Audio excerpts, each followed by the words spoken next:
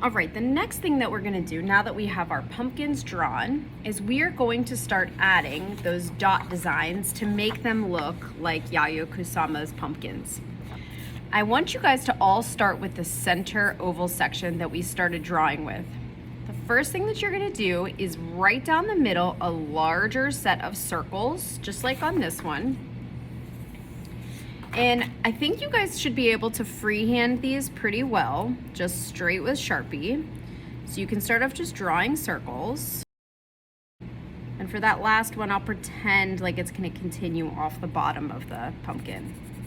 I'm gonna go back and color those in just a little bit. The next thing I'm gonna do is the row right next to on either side of that larger set of circles. This one is gonna be a little bit smaller, and I'm gonna put it on both sides of that larger line of circles. So as we're working our way out, we're gonna get smaller with the circles in each section. And I'm gonna add it over here too. Okay, now I'm gonna go another row out on either side, and I'm gonna get even smaller. And I'm gonna do that one more time. And I can't fit that line the whole way up, but that's okay. And then I can even fit another row, similar size. Now I can go back and fill in all of those circles.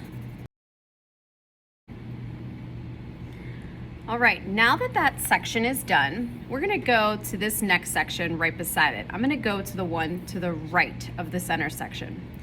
The first thing I'm gonna do is I'm gonna add that bigger set of circles, except on these sections, we're only gonna add half circles that size.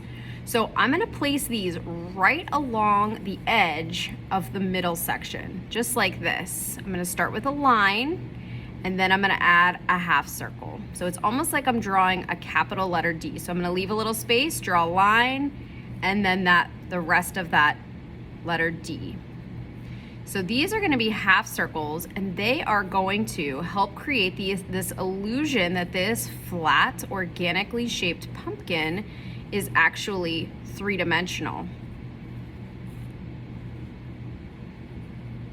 So it's kind of helping us see the edge without having to outline the whole thing. So I can go back and fill those in, and you'll start to see the illusion as I keep adding dots and keep repeating this on all the sections.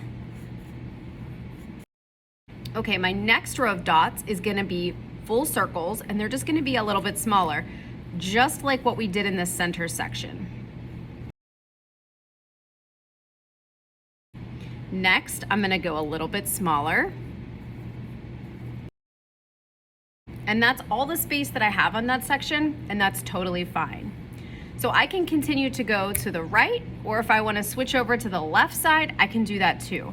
Let's move to the left side to show you how that works on that side. So it's the same thing, capital letter D, but they're in reverse over here. So I'm gonna draw that line, and then draw that half circle. Line, half circle. So I'm just leaving a little space in between all of these. So line and then half circle.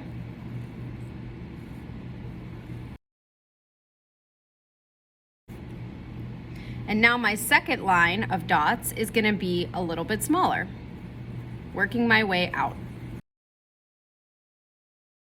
And my third line is gonna be even smaller than that. That's all I can fit in that section, and it looks great.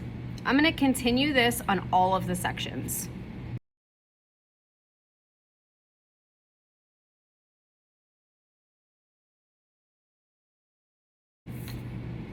Once you're done with that, you can then draw circles inside of the stem,